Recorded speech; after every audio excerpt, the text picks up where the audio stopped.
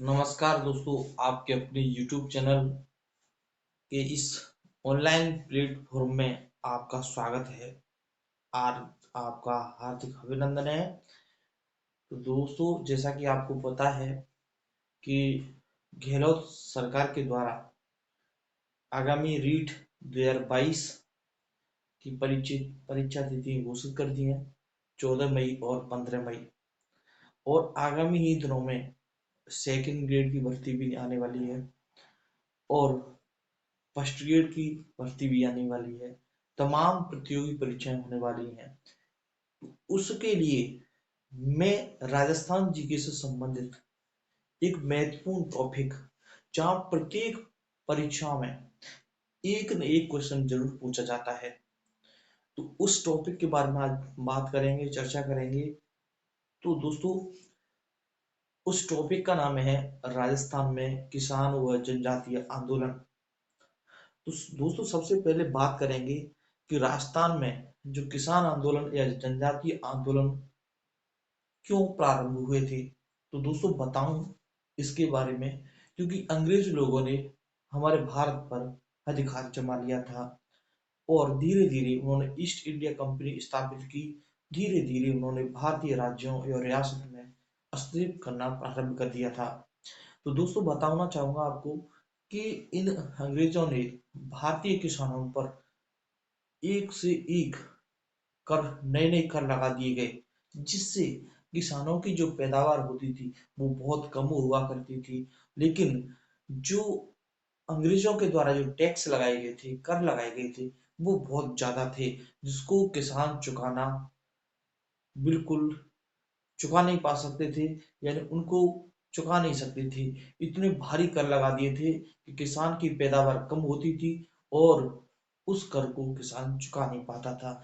इस इसीलिए किसानों ने अंग्रेजों के खिलाफ आंदोलन और रियासत जो राजा थे उनके जमींदारों के खिलाफ ये आंदोलन प्रारंभ किए थे। तो बात करते हैं दोस्तों, सबसे पहले भील आंदोलन की।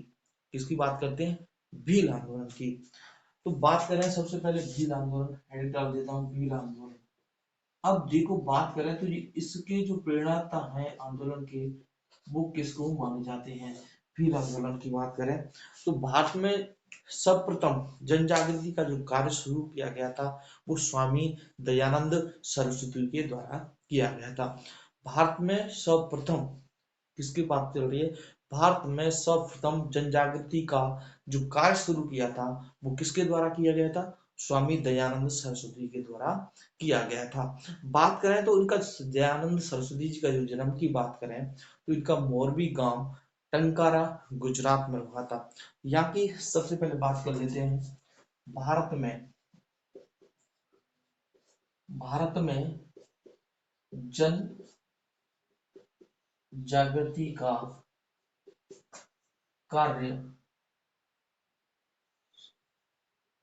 कार्य सर्वप्रथम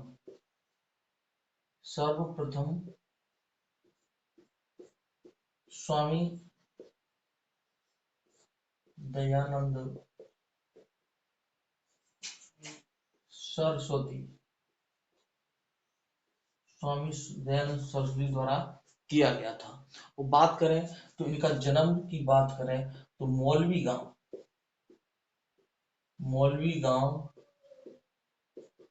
टंकारा गुजरात गुजरात में हुआ था इनका। कहाँ तो हुआ था? स्वामी दयानंद सरस्वती का जो जन्म हुआ था वो मौलवी गांव टंकारा गुजरात में हुआ था। तो सर्वप्रथम आंदोलन के जो प्रेरणाता माने जाते हैं वो किसको माना जाता है? स्वामी दयानंद सरस्वती को माना जाता है।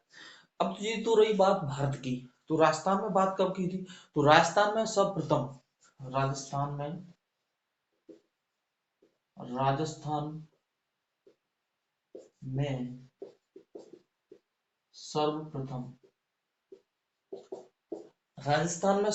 की बात करें तो ये 1865 ईस्वी में करौली के जो शासक थे मदन पाल के आग्रह पर ये राजस्थान आए थे। कौन आए थे? स्वामी दयानंद सरस्वती। सर्वप्रथम राजस्थान राजस्थान में सर्वप्रथम आगमन आगमन कब हुआ? 1865 ईस्वी में। कब? 1865 ईस्वी में करौली शासक और उस शासन का नाम क्या था? मदन पाल के आग्रह पर कौन आए थे? स्वामी दयानंद सरस्वती आए थे। हाँ, तो भारत में जन जागृति का कार्य सर्वप्रथम जो किया था वो किसके द्वारा किया गया था? स्वामी दयानंद सरस्वती के द्वारा।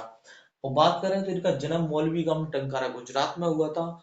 और स्वामी दयानंद सरस्वती का राजस्थान की सर्वप्रथम आगमन की बात करें तो ये राजस्थान में 1865 ईस्वी में करौली के शासक जो थे मदन पाल, उनके आग्रह पर आए थे। और उसी समय की बात करें तो 1875 ईस्वी में एक बड़ा बहुत ही संघ था। उस संघ का नाम था आर्य समाज। और इसकी स्थापना इनके द्वारा की गई। और वो कहाँ की गई थी? बम्बई में की गई। कहाँ की गई दोस्तों? बम्बई में की गई थी। किसकी स्थापना की गई थी? आर्य समाज की स्थापना किसके द्वारा की गई थी? स्वामी दयानंद सरस्वती के द्वारा की गई थी। और बात करें दोस्तों, राजस्थान में ये दूसरी बार कब आए थे? राजस्थान में दूसरी बार ये कब आए थे? हाँ, तो राजस्थान में दूसरी बार कब दोस्तों? दूसरी बार कब आए थे? तो दूसरी बार आए थे 1882 ईस्वी में। कब आए थे? 1882 ईस्वी में। अब आए थे तो कहाँ आए थे? तो बात करें तो ये आए थे उदयपुर। कहाँ आए थे? उदयपुर। और किसके आग्रह पर आए थे? तो शासक सज्जन सिंह के आग्रह पर। सज्जन सिंह के आग्रह पर राजस्थान में स्वामी दयानंद सरस्वती दूसरी बार 1882 ईस्वी में उदयपुर आई। और वो भी किसके आग्रह पर? सज्जन सिंह के आग्रह पर। बात करें उसी समय 1800 वेरी मोस्ट की बात है 1883 ईस्वी में। 1883 ईस्वी में उसी समय क्या किया गया? परोपकारिणी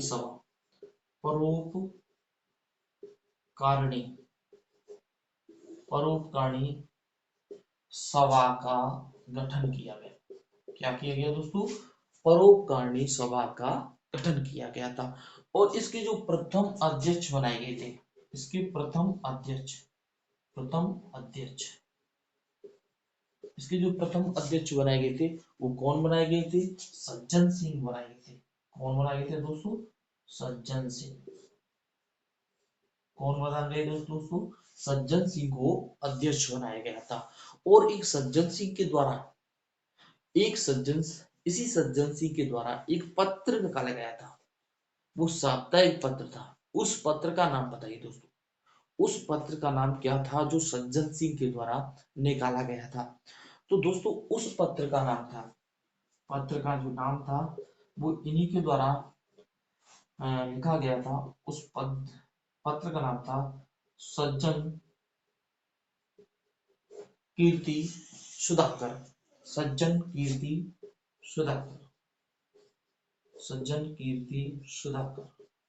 और ये कौन सा कैसा पत्र था? साप्ताहिक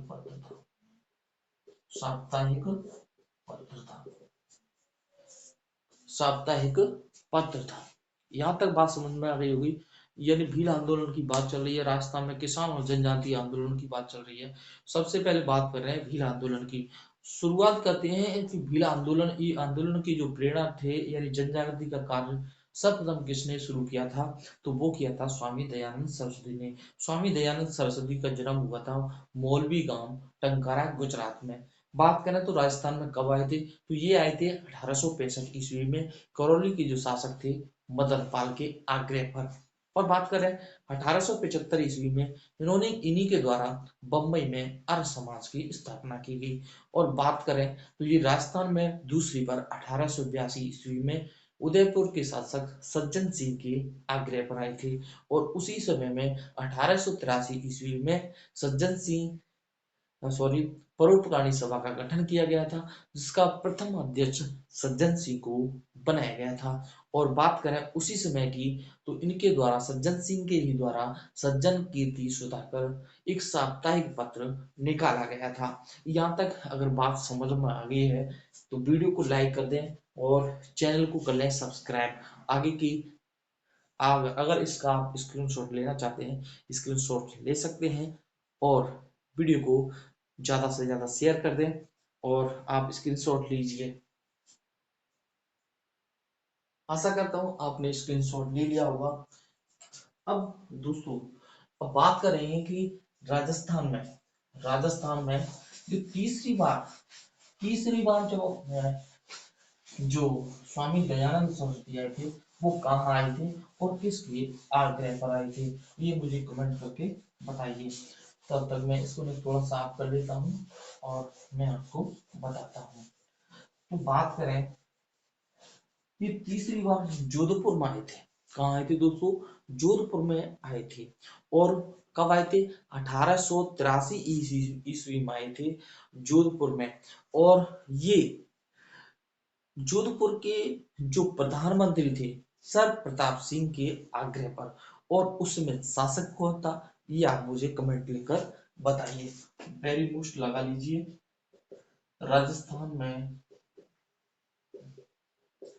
राजस्थान में तीसरी बार आगमन कब? 1883 ईस्वी। कहाँ? जोधपुर। और किसके आग्रह पर? प्रधानमंत्री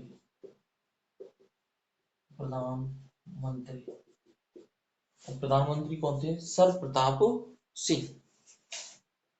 सर प्रताप सिंह के आग्रह पर। मैंने क्वेश्चन पूछा था इस समय जोधपुर के शासक कौन थे? इस समय जोधपुर के शासक कौन थे? तो जोधपुर के शासक थे वो जसवंत सिंह। अब देखो प्रधानमंत्री सर प्रताप सिंह ने तो बुलाया था, लेकिन इसके जो शासक थे जसवंत सिंह सेकंड। शासक शासक जसवंत सिंह सेकंड के द्वारा दयानंद सरस्वती को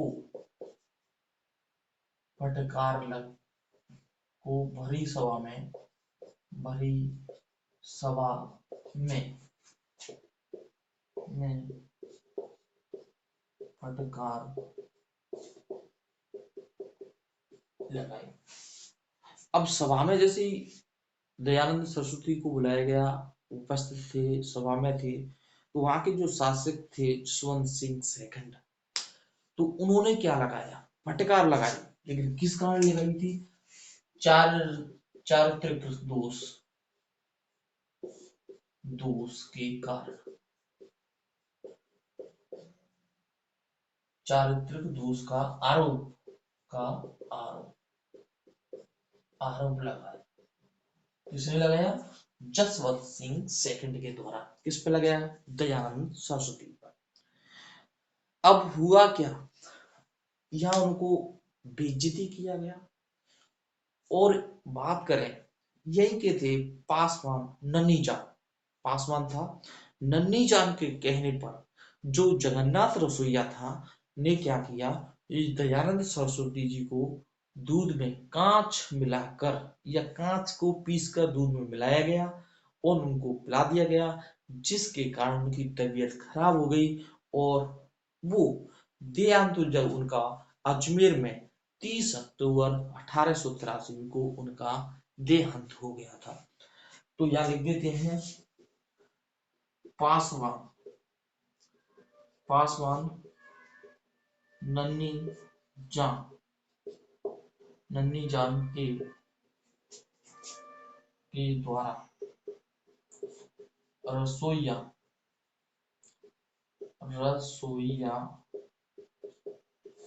जगन्नाथ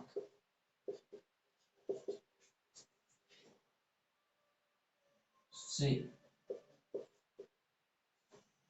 के द्वारा दूध में कांच पीसकर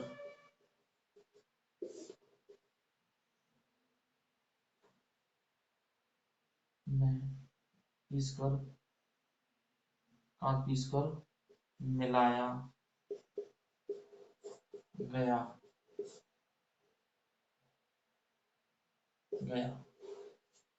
जिससे मिलन 30 अक्टूबर 30 अक्टूबर को 30 अक्टूबर 1883 ईस्वी अजमेर देहांत। हाँ, और समाधि भी कहाँ है? अजमेर। यहाँ तक की बात करें, ये टॉपिक यहाँ तक की बात करें, स्वामी दयानंद सरस्वती की में जो तीसरी बार इनको जोधपुर के प्रधानमंत्री सर प्रताप सिंह के द्वारा बुलाया गया था, और वहां पर जो बड़ी सभा थी तो उसके शासक थे जोधपुर के जसवंत सिंह सेकंड के द्वारा इनको भरी सभा में बेइज्जत किया गया और इनके चारित्रिक दोष का इनके ऊपर आरोप लगाया गया। और क्या किया गया, नन्ही जान एक पासवान था, उसने कहा कि जगन्नाथ रसोइया जी, आप स्वामी जी के दूध में कांच पीसकर मिलाइए और उनको पिला दीजिए, जिसके कारण उनकी तबीयत खराब हो गई और 30 अक्टूबर 1883 को अजमेर में उनका देहांत हो गया और वहीं उनकी समाधि लगाई गई। तो दोस्तों, यहाँ तक अगर बात करें, ये भारत की बात थी, यहाँ तक अगर टॉपिक समझ में आ गया है तो मैं पूरी तरह से इस राजस्थान के किसान आंदोलन और जनजाति आंदोलन को पढ़ाऊंगा। तो बात करेंगे अब जो राजस्थान के जो शुरुआत की थी आंदोलन की, वो कौन थे। तो अगली जो हमारी वीडियो आएगी, आप उसको देखना ना भूलें, और वीडियो आपको कैसी लगी कमेंट करके जरूर बताएं, और चैनल को अगर आपने अभी तक सब्सक्राइब नहीं किया तो चैनल को सब्सक्राइब कर लें, साथ में बेल आइकन प्रेस कर लें। मिलेंगे अगली वीडियो में, तब तक के लिए नमस्कार।